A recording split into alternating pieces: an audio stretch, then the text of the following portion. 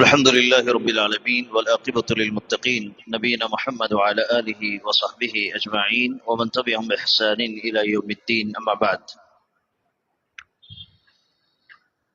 محترم بزرگوں اور نوجوان ساتھیوں اور پردہ نشین خواتین اسلام،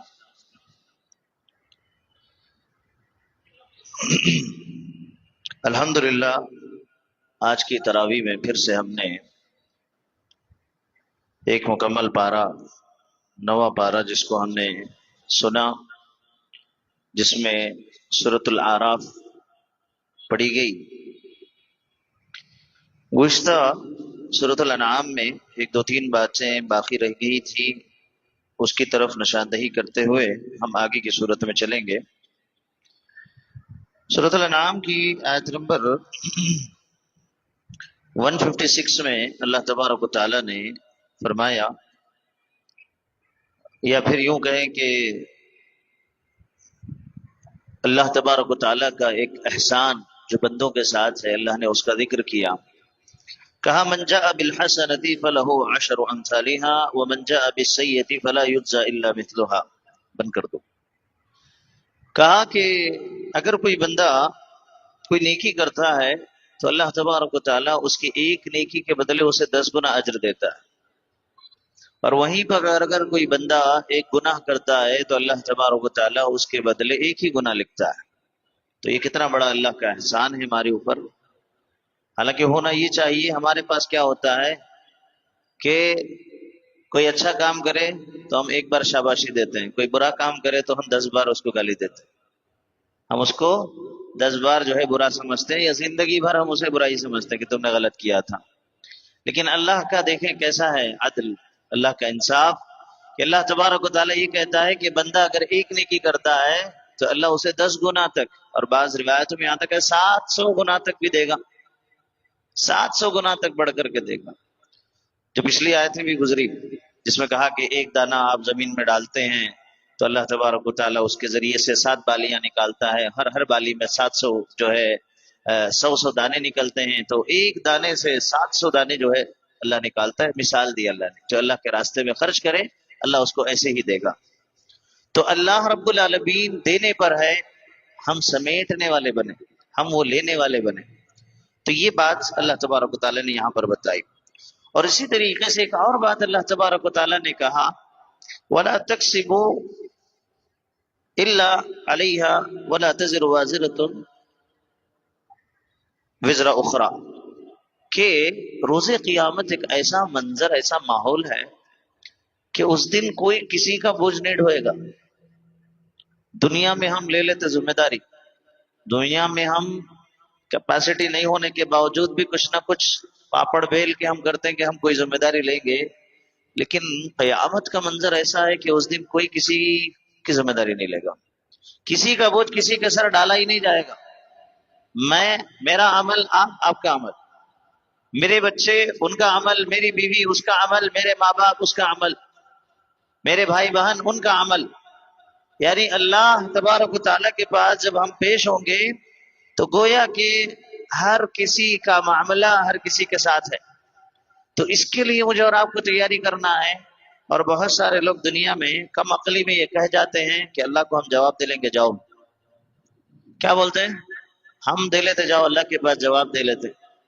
کس حیثیت سے آپ یہ کہہ رہے ہیں کہ آپ اللہ کے پاس کھڑے ہو کر کے جواب دیں گے؟ میری اور آپ کے کیا مجال، کیا جرأت کہ ہم اللہ کو یہ کہیں کہ اللہ میں اس کا ذمہ لیتا ہوں، میں جواب دے دوں گا. اللہ اکبر، چیلنج کر رہے ہیں. نعوذ باللہ من ذالک. یہیں سے سمجھ میں آ رہا ہے کہ گمراہی پر ہے انسان، وہ بھٹک گیا ہے راہ راست سے، اور شیطان اس کے اندر داخل ہو چکا ہے، شیطان کی روش پر چل رہا ہے. اور اس کے بعد آپ دیکھیں گے آیت نمبر 164 65 اور مختلف یہاں سے پورا آخر تک سورت میں جامع پیغام اللہ نے سورۃ الانعام میں دیا. قرآن مکمل ہدایت ہے. ایمان میں تاخیر خطرناک معاملہ ہے. جب تک حق پہنچ جائے حق کو فوراً قبول کرنے والے بن جائیں، تاخیر نہ کریں. تاخیر کرنا وبال جان بن سکتا ہے، اور فرقہ بندی دین کی روح کے خلاف ہے. اللہ تبارک و تعالیٰ نے اس کی طرف جو ہے توجہ دلائی اور کہا زندگی کا ہر پہلو اللہ تبارک و تعالیٰ کے لیے ہونا چاہیے. منشا، مقصد زندگی کا اللہ کی خوشنودی. ہر انسان اپنے اعمال کا خود جواب دہ ہے، دنیا آزمائش ہے، آخرت انجام کا ٹھکانہ ہے، یہ اللہ تبارک و تعالیٰ نے بتایا۔ اس کے بعد سورۃ الاعراف شروع ہوتی ہے۔ سورۃ الاعراف جو اعراف نام ہے، بس تھوڑا سی اشارہ کر کے دوسری بات پر آتے ہیں۔ جنتی جنت میں چلے جائیں گے، جہنمی جہنم میں چلے جائیں گے۔ ایک طبقہ ہوگا جن کو ابھی فیصلہ نہیں ہوا ہے، نہ جنت کا جہنم کا، وہ ہے اعراف، وہ ہے اصحاب اعراف، جن کو بعد میں جنت میں داخل کر دیا جائے گا۔ تو ان کو جو روکا جائے گا وقتی طور پر، تو اس لیے ان کو کہا گیا یہ اصحاب الاعراف، یہ اعراف ہے۔ بہرحال اس کے الگ پس منظر ہے، اس سے ہٹ کر کے ہم آتے ہیں ان باتوں پر جو اہم ہیں۔ کہا اس سورت کی ابتدا میں آیت نمبر 3 میں اتبعوا ما انزل الیکم من ربکم ولا تتبعوا من دونه اولیاء قلیلا ما تذکرون۔ قرآن اور حدیث کا اتباع لازمی ہے، قرآن اور حدیث کی اتباع لازمی ہے، اور دوسرے کسی کی اتباع میرے اور آپ کے اوپر لازمی نہیں ہے۔ اللہ نے کہا اتبعوا ما انزل الیکم من ربکم، تم اسی چیز کی اتباع کرو جو تم پر تمہارے رب کی طرف سے اتاری گئی ہے۔ وَلَا تَتَّبِعُوا مِن دُونِهِ أَوْلِيَاءَ، تم اس کو چھوڑ کر کے تمہیں کسی اور ولی کی، کسی اور پیر کی، کسی اور بزرگ کی، کسی اور فلاں کی تمہیں اتباع کی ضرورت نہیں ہے۔ قلیلا ما تذکرون، بہت کم لوگ ہیں جو سمجھتے ہیں، بہت کم لوگ ہیں جو ہے اس بات کو اپنے عقل میں بٹھاتے ہیں۔ تو پتہ چلا کہ جیسا پچھلے لوگ اپنے سرداروں، کاہنوں، اپنے بزرگان، اپنے فلاں فلاں کے چکر میں ان کی اتباع، ان کی تقلید میں گمراہ ہو گئے، اللہ تبارک و تعالیٰ کہہ رہے کہ اے مسلمانوں تم ان کی طرح نہ بننا، بلکہ تمہارے لیے اتباع کے لیے اگر کوئی چیز ہے تو وہ قرآن حدیث ہے۔ قرآن اور حدیث ہی اصل ہے، اس کو سمجھنا، اس پر عمل کرنا، یہی کامیابی کا ذریعہ ہے۔ اگر قرآن کا راستہ کوئی بتا رہا ہے تو پھر اس کے ساتھ ہم چلیں گے، جو قرآن کی طرف آپ کو نہ بلائے، اپنی بات یا اپنے کسی جو ہے مقصد کے تحت بلائے، اپنے کسی ناموری کے لیے بلائے، اپنے مسلک کی طرف بلائے، اپنے کسی جو ہے بزرگ کی طرف بلائے، تو پھر وہ بات ہمارے لیے قابل اتباع نہیں ہے، وہ قابل اتباع نہیں ہے۔ پچھلے بھی یہ بات تفصیل سے گزر چکی، چاروں ائمہ نے اس بات کے سلسلے میں کہہ دیا، امام ابو حنیفہ، شافعی، مالک، احمد بن حنبل رحمہم اللہ اجمعین، کہ جو چیز اصل ہے وہ اللہ اور اس کے رسول کا کلام ہے، ہماری باتیں وہاں اگر ٹکرا رہی ہیں تو ان کو چھوڑ دیا جائے۔ یہ چاروں کا جو ہے قول ہے۔ اس کے بعد اللہ نے ایک اور بات بتائی، والوزن یومئذ الحق فمن ثقلت موازینہ فاولئک هم المفلحون۔ اللہ نے کہا کہ کامیاب قیامت کے دن وہ ہوگا جس کا وزن بھاری ہوگا، کامیاب وہ ہے جس کا وزن بھاری ہوگا، اور کہا فمن ثقلت موازینہ فاولئک هم المفلحون، وہی ہے جس کا وزن بھاری ہوگا۔ ایک مرتبہ ہوا کیا، صحابہ کرام رضوان اللہ علیہ مجمعین کھڑے ہوئے تھے، حضرت عبداللہ بن مسعود رضی اللہ تعالیٰ عنہ مسواک کے درخت پر چڑھے، اور چڑھ رہے تھے تو دیکھا کہ صحابہ نے ان کی جو پنڈلیاں تھی نا، یہ پیر کا حصہ، بڑے دبلے پتلے تھے، وہ بڑے دبلے پتلے، ان کی وہ حالت دیکھ کر کے صحابہ کو ہنسی آ گئی، کتنا دبلا پتلا آدمی ہے۔ ہوتا ہے نا بعض دفعہ ہم دیکھتے ہیں آدمی جو ہے کیا کہتے ہیں فگر آؤٹ ہوتا ہے، سمجھ میں نہیں آتا، دیکھ کر کے ہنستے ہیں۔ تو اللہ کے نبی صلی اللہ علیہ وسلم نے پوچھا کیوں ہنس رہے ہو؟ کہا کہ اللہ کے نبی صلی اللہ علیہ وسلم عبداللہ بن مسعود کی ان پنڈلیوں کو دیکھ کر کے ہم ہنس رہے تھے جو کافی دبلی پتلی سی ہیں۔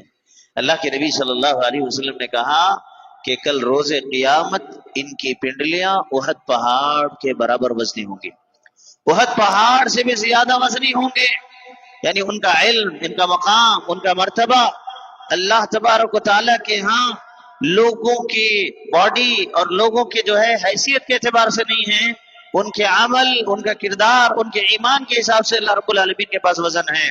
اور اللہ تبارک و تعالیٰ نے کئی ایک مقامات پر احادیث میں بھی اس کا تذکرہ آیا، آپ دیکھیں گے اللہ کے نبی صلی اللہ علیہ وسلم نے کیا کہا، کل روز قیامت ایک انسان آئے گا جس کے اعمال سارے رجسٹر نظر کے انتہا تک بھرے ہوں گے گناہوں سے، اور ایک طرف ایک پلڑا ہوگا جس پہ لا الہ الا اللہ لکھا ہوگا، اور قیامت کے دن وہ ایک پلڑا ترازو میں رکھا جائے گا تو اس کے سارے رجسٹر اوپر اٹھ جائیں گے، اور وہ ایک کلمے کا پلڑا جو ہے اوپر جو ہے نیچے آ جائے گا، وزنی ہو جائے گا۔ تو کہا یہ وزنی اعمال اپنے اندر پیدا کریں، یہ توحید اپنے اندر پیدا کریں۔ اور اسی طریقے سے وہ حدیث بھی مشہور ہے، کلمتان حبیبتان الرحمن ثقیلتان فی المیزان خفیفتان علی اللسان، کہ دو کلمے ایسے ہیں جو رحمان کو سب سے زیادہ پسند ہیں، زبان پہ بڑے ہلکے ہیں، اور اللہ کو سب سے زیادہ محبوب ہیں، اور روز قیامت سب سے وزنی ہے، سبحان اللہ بحمدہ سبحان اللہ العظیم۔ ان چیزوں کو اپنی زندگی میں لائیں اور اپنے وزن کو بڑھائیں، اپنے وزن کو بڑھائیں، اپنے اعمال کے وزن کو بڑھائیں. یہ اللہ تبارک و تعالیٰ کو مقصود ہے. اس کے بعد اللہ تبارک و تعالیٰ آیت نمبر 37 میں کہتا ہے فمن اظلم ممن افترى على الله كذبا او كذب بآياته.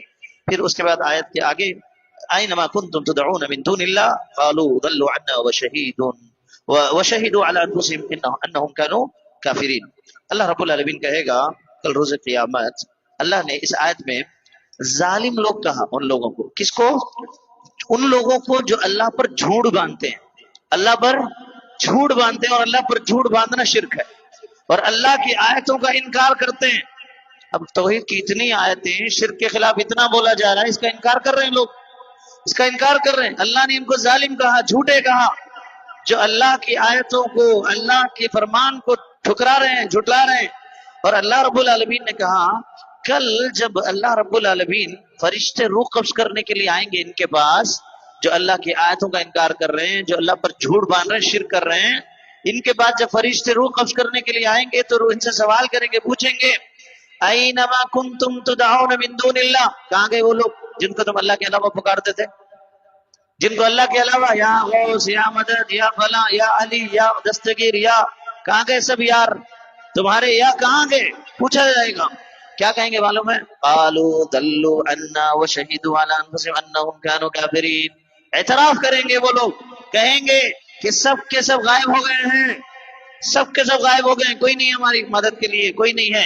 اور اپنے کافر ہونے کا اعتراف کر لیں گے، اقرار کر لیں گے کہ ہم کافر تھے، ہم انکار کرنے والے تھے اللہ کا، ہم منکر تھے اس کے. اللہ اکبر، اللہ اکبر. پھر اس کے بعد آگے ایک اور آیت نمبر 51 الذين اتخذوا دینهم لهوا ولعبا وغرتهم الحیات الدنیا فاليوم ننساهم كما نسوا لقاء يومهم هذا وما كانوا بآياتنا يجحدون. جو دین کا مذاق اڑاتے ہیں نا، دین کو لہو و لعب بناتے ہیں نا، ہنسی مذاق کا جو ہے دین کو سمجھ بیٹھے ہیں نا، اللہ تبارک و تعالیٰ انہیں کہہ رہا ہے کہ ایسے لوگوں کے لیے اللہ تبارک و تعالیٰ کہہ رہا ہے کہ غرتهم الحیات الدنیا، کہ دنیا میں یہ لوگ جس طریقے سے دین کا مذاق اڑایا کرتے تھے، لہو و لعب کیا کرتے تھے، اللہ رب العالمین کل قیامت کے دن انہیں بھول جائے گا. ان لوگوں کو اللہ بھلا دے گا اور وہ کہیں گے کہ اللہ رب العالمین تو ہمیں کیوں بھلا دیا؟ اللہ رب العالمین کہے گا کہ جس طرح تم نے میری آیتوں کو بھلا دیا میں تمہیں بھلا دیا، تم نے میری آیتوں کو بھلا دیا میں بھی تمہیں بھلا دیا.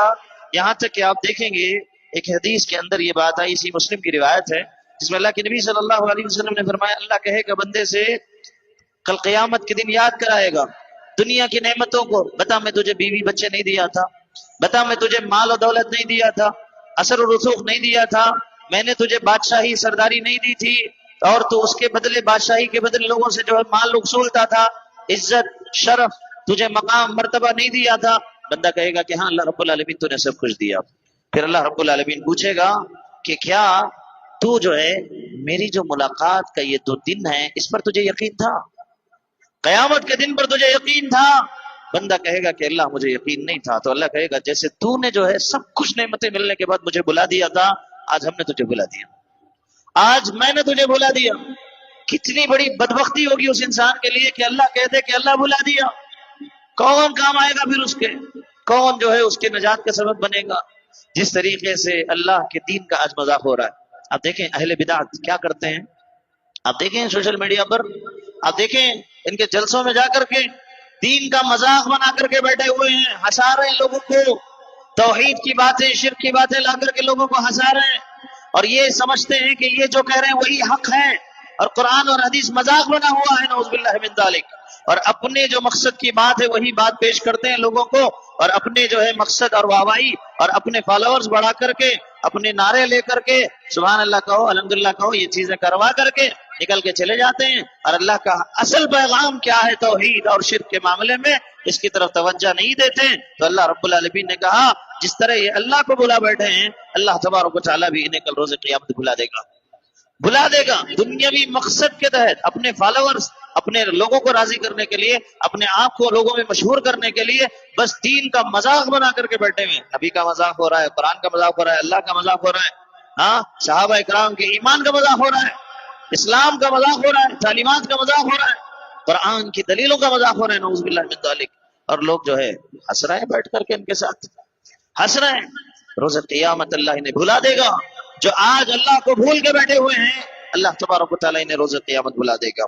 اس کے بعد اللہ نے بنی اسرائیل اور فرعون اور حضرت موسیٰ علیہ السلام کے درمیان جو معاملہ ہوا تفصیلاً ذکر کیا. جو ڈبیٹ ہوا, اس کے بعد وہاں سے آپ نکل کے آئے, پھر جو ہے سمندر پار ہوئے, ساری چیزوں کا اللہ رب العالمین نے ذکر کیا. ایک اہم بات جو موسیٰ علیہ السلام نے اپنی قوم سے کہی تھی اس وقت, یہ کہی تھی کہ دیکھو یہ زمین اللہ تبارک و تعالیٰ کی ہے, یہ زمین اللہ تبارک و تعالیٰ کی ہے. اس زمین پر اگر حکومت چاہتے ہو, اگر یہاں پر راج کرنا چاہتے ہو تو صبر سے کام کرنا پڑے گا تمہیں. صبر بہت بڑی چیز ہے, بہت بڑی چیز ہے. ہر نبی نے اپنی امت کو اس کا پیغام دیا, صبر اور اللہ کا تقوی, اللہ کا ڈر اور صبر سے تم اگر رہے تو دنیا میں تمہیں اللہ یورثھا علی الارض, کہا کہ زمین کا تمہیں جو ہے اللہ وارث بنا دے گا, اور اس کے علاوہ کل روز قیامت اللہ تمہیں کامیابی نصیب کرے گا. یہی تو چاہیے نا ہمیں, یہی تو چاہیے نا کہ جو ہے ہم آخرت میں کامیاب ہو جائیں. تو اللہ کا تقوی اپنے دل میں پیدا کریں, اللہ کا ڈر پیدا کریں. اللہ کا نام نہ جانے کتنی مرتبہ لیتے ہیں کہ ہمارے دل کے اندر تھوڑی سی بھی رقت پیدا ہوتی ہے, تھوڑا سا بھی ڈر پیدا ہوتا ہے.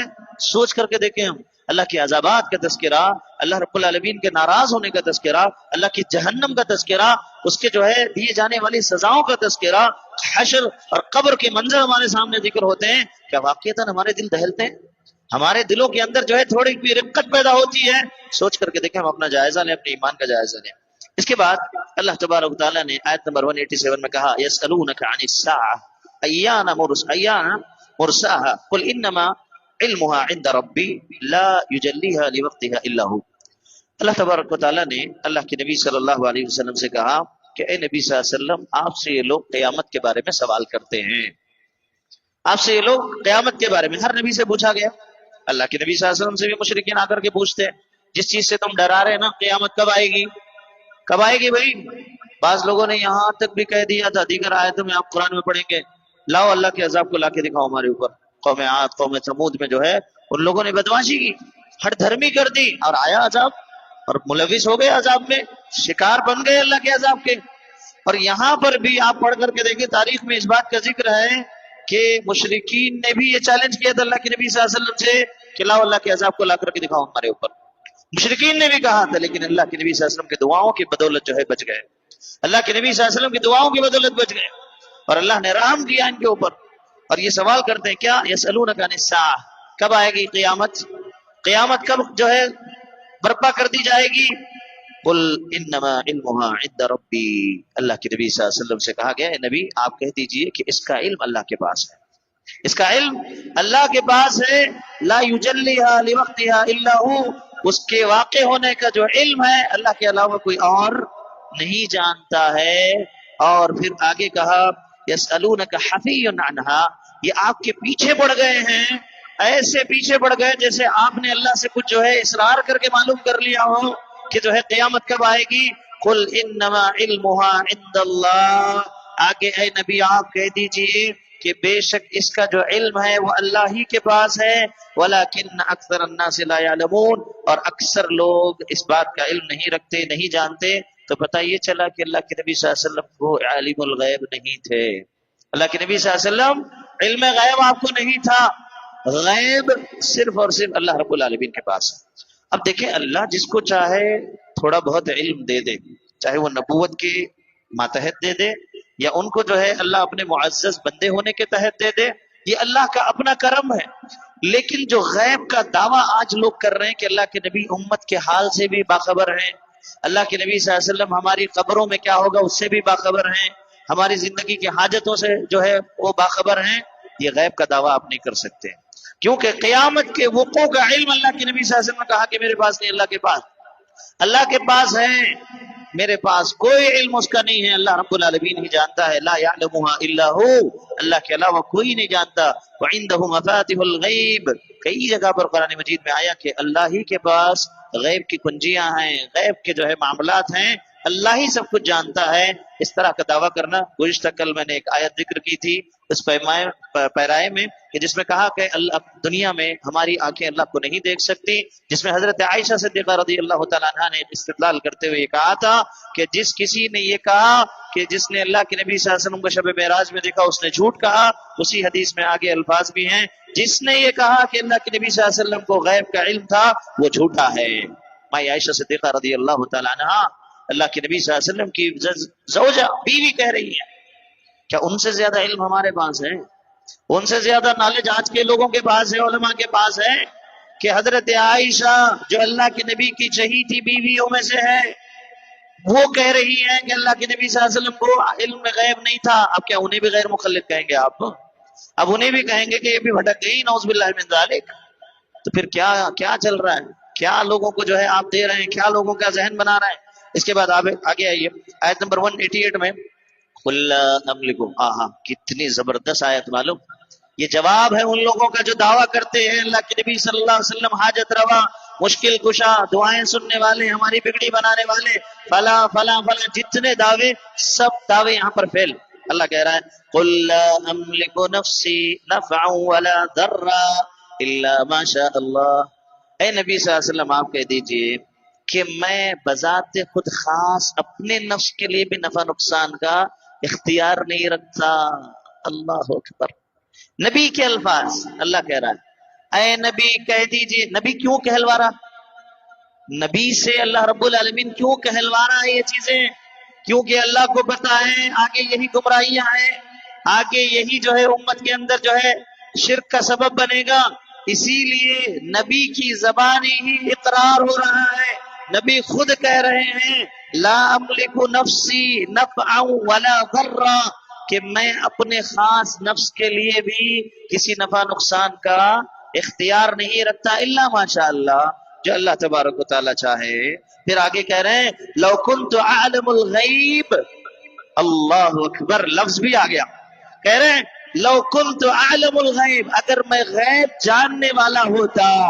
کیا کہہ رہے ہیں؟ لو کنت اعلم الغیب، لفظ ہے غیب کا، اگر میں غیب جاننے والا ہوتا لاکثرت من الخیر، تو اکثر فائدے میں اٹھا لیتا، زیادہ فائدے میں رہتا، کثرت فائدے کا، خیر کا جو ہے میں زیادہ مستحق ہوتا۔ کیا مطلب اس کا کیا معنی؟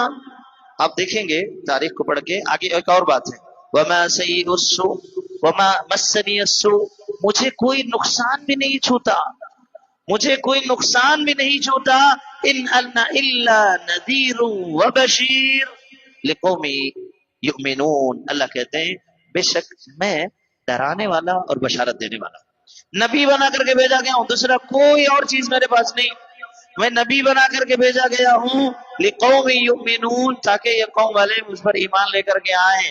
اب یہاں پر آپ دیکھیں گے اس آیت میں کتنی واضح یہ بات بتائی گئی کہ اللہ کے نبی صلی اللہ علیہ وسلم عالم الغیب نہیں ہے، عالم الغیب صرف اللہ رب العالمین کی ذات ہے۔ اس کے باوجود اہل بدعت آپ کو علم غیب ہونے کا جو ہے دعویٰ کرتے ہیں، حالانکہ آپ دیکھیں گے تاریخ کا مطالعہ کر کے کئی ایک حدیثیں موجود ہیں، اللہ کے نبی صلی اللہ علیہ وسلم کو جنگوں میں اللہ کے نبی صلی اللہ علیہ وسلم کے دندان مبارک شہید ہوئے، آپ کا ماتھا مبارک جو ہے زخمی ہو گیا، اور اسی طریقے سے آپ اللہ کے نبی صلی اللہ علیہ وسلم کے سلسلے میں یہ دیکھیں گے کہ اللہ کے نبی صلی اللہ علیہ وسلم کو کتنے نقصانات ذاتی طور پر اللہ کے نبی صلی اللہ علیہ وسلم کو ہوئے، اور اللہ کے نبی صلی اللہ علیہ وسلم کو اس کا علم نہیں تھا۔ جنگوں میں جا رہے تھے، حضرت عثمان رضی اللہ تعالیٰ عنہ کی بیوی ام کلثوم یا رقیہ، کس کا انتقال ہوا تھا؟ معلوم ہے آپ کو؟ معلوم ہے؟ معلوم کر کے آئیں گے آپ لوگ، سب میں ہی لے کر کے آ رہا ہوں، آپ بھی کچھ لے کر کے آئیں۔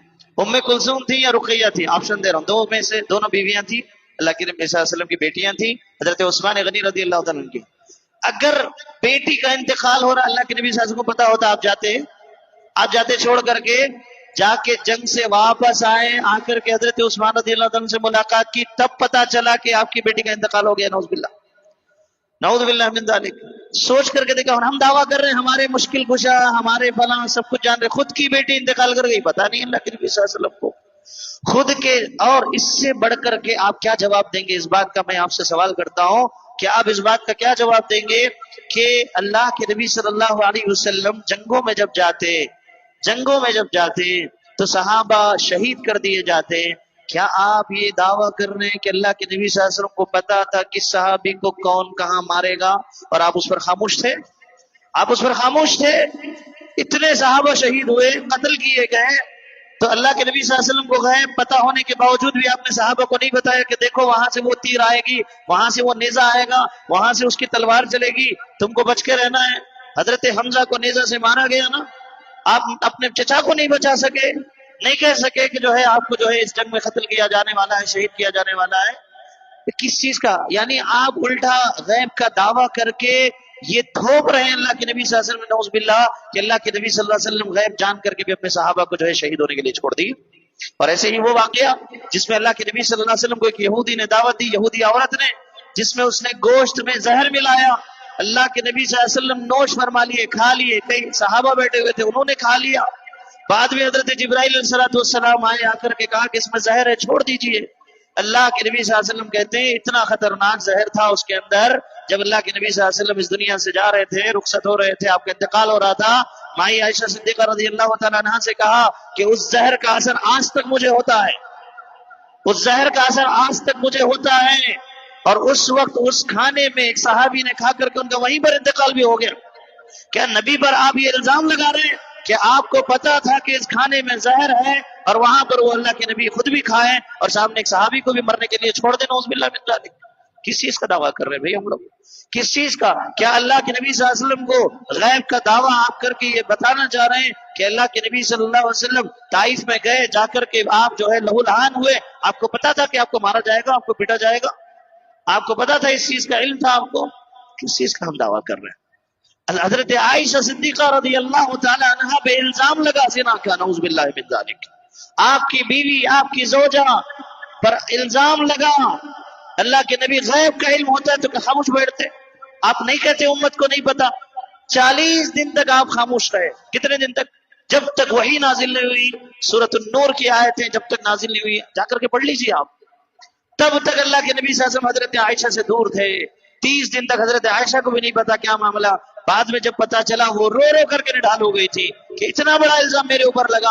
ابو بکر پریشان ہیں، ادھر جو ہے صحابہ میں پریشانی، اور ادھر منافقین جو ہے مسئلے کو بڑا کر رہے ہیں. مصطح بن عثاثہ، ایسے کئی صحابہ کرام جو انجانے میں جو ہے منافقوں کے ساتھ ہاں میں ہاں ملا کر کے بعد میں کوڑے کھائے وہ لوگ. اللہ کے نبی صلی اللہ علیہ وسلم کیا یہ معلوم رکھ کر کے خاموش رہے؟ اللہ کے نبی صلی اللہ علیہ وسلم معلوم رکھ کر کے کہ میری بیوی پہ الزام لگا، عالم الغیب تھے اللہ کے نبی صلی اللہ علیہ وسلم. کس بات کا دعویٰ کر رہے ہیں ہم لوگ؟ خود اللہ کے نبی اس آیت میں کہہ رہے ہیں کہ قل لا املک نفسی، میں میرے نفس کا بھی فائدہ نقصان کا مالک نہیں ہوں. پھر کہاں سے دعوے ہیں آپ کے؟ کہہ رہے ہیں کہ اگر یہ ہوتا تو میں اپنے آپ کو نقصان سے بچا لیتا، خیر کو سمیٹ لیتا. نہیں ہے میرے پاس، میں صرف اور صرف اللہ کی طرف سے تمہیں ڈرانے کے لیے آیا ہوں. اللہ کے نبی صلی اللہ علیہ وسلم قل انما انا بشر مثلکم یوحى الی، اللہ کے نبی صلی اللہ علیہ وسلم میں تمہارے جیسا انسان ہوں. اب اس میں لوگ لڑیں گے، اے ہمارے جیسا بول دیے. بھائی ہمارے جیسا مطلب ہمارے جیسا گنہگار نہیں، انسان کی جو کیٹیگری انسانی ہے اللہ کے نبی صلی اللہ علیہ وسلم. اب مقام، مرتبہ، درجہ، آپ کا ایمان، آپ کا جو ہے لیول وہ اونچا ہے، امام الانبیاء ہے، ہم مانتے ہیں اس چیز کو. لیکن اس میں اتنا غلو بھی مت کرو کہ اللہ کے نبی صلی اللہ علیہ وسلم کو جو فرش پہ ہے وہ عرش پہ، جو عرش پہ وہ فرش پہ. یہ دعوے ہیں آج، یہ دعوے ہیں آج. اللہ اکبر، نبی کو خدا بنا دیا، نعوذ باللہ من ذالک. یہی گمراہی ہے، اس سے بچانا اللہ رب العالمین چاہتا ہے. یہ چیزیں اللہ نے اس میں ذکر کی. اللہ سے ایک اور آخری آیت بتا کر کے بات کو ختم کروں. وَإِن تَدْعُوهُمْ إِلَى الْهُدَى وَلَا يَتَّبِعُوكُمْ سَوَاءٌ عَلَيْكُمْ أَدْعَوْتُهُمْ أَمْ كُنتُمْ. اللہ نے ایک بڑا حسین منظر کھینچا انسان کا، مختصر بیان کر دیتا ہوں. سورۃ الاعراف کی آخری آیتیں 180 سے پڑھ کے دیکھیے ترجمے کے ساتھ. سورۃ الاعراف کی آخری آیتیں 180 سے ترجمے کے ساتھ پڑھیے، سنیے جا کر کے کیا کہہ رہا ہے اللہ. اللہ کہہ رہا ہے انسان ایک ہی نفس سے پیدا ہوا، اس سے میاں بیوی بنے، دونوں آپس میں نکاح کیے، دونوں آپس میں ملے، اس کے ذریعے سے جو ہے بچہ ان کے پیٹ میں آتا ہے عورت کے، اور پھر جو ہے وہ دعائیں کرتے ہیں، اللہ کے سامنے سے گڑ گڑاتے ہیں، بچہ جو ہے بڑا ہوتا ہے، پھر دعا کرتے ہیں کہ جو ہے وہ جنم لے. وہ جنم لیتا ہے، جیسے ہی جنم لیتا ہے اس کا نام رکھتے داتا پیر، اس کا نام رکھتے پیران دت. فلاں فلاں فلاں، یعنی یہ نوازا گیا فلاں پیر کی طرف سے، فلاں ولی، اللہ نے خود ذکر کیا اس کا، اللہ نے خود ذکر کیا اس کا کہ جیسے ہی بچہ پیدا ہوتا ولی کی طرف نسبت دیتے ہیں، بزرگوں کی طرف نسبت دیتے ہیں، ان مشرکین کی طرف جن کو اللہ کا شریک ٹھہراتے ہیں ان کی طرف نسبت دیتے ہیں۔ اللہ خود کہہ رہا ہے، اللہ خود کہہ رہا ہے۔ ہمارے پاس بھی ہے، کیا معلوم، بچہ پیدا ہوتی فلاں کی مزار پہ جا کے ماتھا ٹیکا کے لانا، اس کے بال وہاں نکال کے لانا ہے، نہیں ہے؟ جانتے نہیں آپ لوگ، جانتے نہیں بولیے، معلوم ہے ہمارے کو، دیکھ رہے ہیں ہم، خاندانوں میں ہو رہا ہے، گھروں میں ہو رہا ہے، نہ جانے ہم بھی نہیں معلوم تھا تو کرے تھے ہوں گے، اللہ بہتر جانتا، اللہ معاف فرمائے اس چیز سے۔ یہی ہو رہا ہے، شادی ہوتی، شادی ہونے کے بعد وہ سیرے کے پھول فلاں، وہ بھی غیر اللہ، فلاں بوڑی میں فلاں جگہ پہ فلاں درگاہ کی جس پہ جا کر کے بہا کے لاؤ، کیا ہی وہ شادی انہوں کرائے ان کی، اللہ نہیں کرایا، اللہ جوڑا بنایا تھا بھائی۔ یہ عقیدے ہمارے پاس ہیں، نعوذ باللہ من ذالک۔ اللہ اکبر، اللہ خود جو ہے کھول کر کے ہر چیز، یعنی کوئی آپشن ہی نہیں ہے شرک کو لانے کا، اللہ نے واضح کہہ دیا۔ کیا تمہارے پاس کوئی دلیل ہے شرک کی؟ میں نے تو نازل نہیں کی، اللہ نے کہہ دیا میں نے نازل ہی نہیں کی۔ اب تمہارے پاس قل ان کنتم برہان، کہا قل ہاتوا برہانکم ان کنتم صادقین، اگر تم سچے ہو نا دلیل لا کے پیش کرو، کر سکتے ہیں ہم۔ اللہ نے چیلنج کیا نا قرآن کے سلسلے میں، قرآن جیسا کلام لاؤ، 10 سورتیں لاؤ، ایک سورت لاؤ، ایک آیت لاؤ۔ اب اللہ کا چیلنج کر سکتے، آپ جواب دے سکتے۔ اللہ کہہ رہا ہے اگر سچے ہو دلیل لاؤ، دلیل اللہ کو ہم دے سکتے دلیل، نعوذ باللہ من ذالک۔ اتنا کھول کے بیان کرنے کے بعد بھی امت کے لوگوں کا آج نہیں سمجھ میں آ رہا، ہماری عورتوں کو، ہماری ماؤں کو سمجھ میں نہیں آ رہا، بچہ بیمار ہوا وہاں جاؤ، وہ چٹاؤ، وہ پناؤ، یہ کرو، کڑے دھاگے چھلے، نہ جانے کیا کیا، نیمبو مرچ گھر میں نظر ہو گئی، نمک نتال کر کے چولہے میں ڈالے، فلاں کرے، وہ کرے، یہ کرے، جھاڑو لیے، کیا کیا چیزیں، بچہ پیدا ہوا نیچے کھینچی رکھے، وہ یہ نہ جانے کتنے شرک کی شکلیں پیدا کر لی۔ ایک اللہ پہ بھروسہ کرنے میں کیا کمی جا رہی ہے آپ کو، جو کہہ رہا ہے قادر مطلق ہے، پوری دنیا کا چلانے والا ہے، پیدا کرنے پہ قادر ہے، دوبارہ پیدا کرنے پہ قادر ہے، جو میری اور آپ کی جو ہے زندگی سانس کو چلانے والا، میرے اور آپ کے مسائل کو حل کرنے والا، اس ایک کو ماننے کے لیے ہم تیار نہیں۔ کتنے ناشکرے ہیں ہم، کتنے اللہ کے جو ہے بدبخت بندے ہیں ہم، کہ اللہ کھول کھول کے بلا رہا بندوں یہ گمراہی سے نکلو، یہ پردے ہٹاؤ، آؤ میری طرف، لیکن ہم ہیں کہ یہیں بھاگ رہے ہیں، یہیں بھاگ رہے ہیں، یہیں بھاگ رہے ہیں، یہیں بھاگ رہے ہیں۔ گزشتہ درس میں نے کہا تھا مشرکوں سے اللہ نے کہا تم بھی توبہ کر لو، استغفار کر لو، میں تمہیں معاف کرنے کے لیے تیار ہوں۔ تو ہم مومن ہو کر کے، مسلمان ہو کر کے دعوے، صرف دعوے کریں اور عملی طور پر ہمارا سب کچھ کردار غلط ہو، عقیدے غلط ہوں، ہمارے جو ہے توقعات غلط ہوں، امیدیں غلط ہوں، تو پھر ہماری عبادتیں کہاں سے قبول ہوں گی؟ قرآن کہاں سے ہمارے اوپر اثر کرے گا؟ نمازیں کہاں سے قبول ہوں گی؟ صدقہ و خیرات ہمارے کہاں سے؟ حج و عمرے کہاں سے قبول ہوں گی؟ ہماری رشتہ داریاں کہاں سے قبول ہوں گی؟ ہماری دوستیاں کہاں اللہ کے پاس کامیاب ہوں گی؟ محترم بھائیوں، توحید پر آئیے، توحید پر آئیے، یہی پیغام ہے۔ ہم کسی جو ہے مذہب مسلک کی طرف نہیں بلا رہے ہیں، قرآن کریم کے اوپر بلا رہے ہیں۔ آئیے قرآن پڑھیے، قرآن پر عمل کیجیے، اللہ کے نبی صلی اللہ علیہ وسلم کی زندگی مثال ہے، اللہ کے نبی صلی اللہ علیہ وسلم کی زندگی کو اپنی زندگی کا جو ہے مقصد بنائیے اور عمل کیجیے اور کامیاب ہو جائیے۔ ہم کسی امام کی طرف نہیں بلا رہے، ہم کسی مسلک اور مذہب کی طرف نہیں بلا رہے، ہم آپ کو قال اللہ قال الرسول کی طرف بلا رہے ہیں۔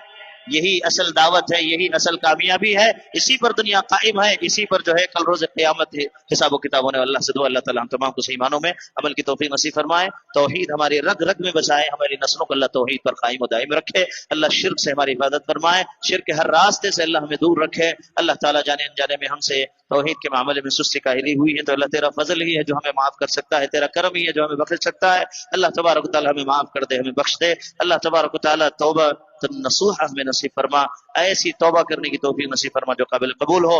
اللہ ہمیں گناہوں سے ہماری حفاظت فرما۔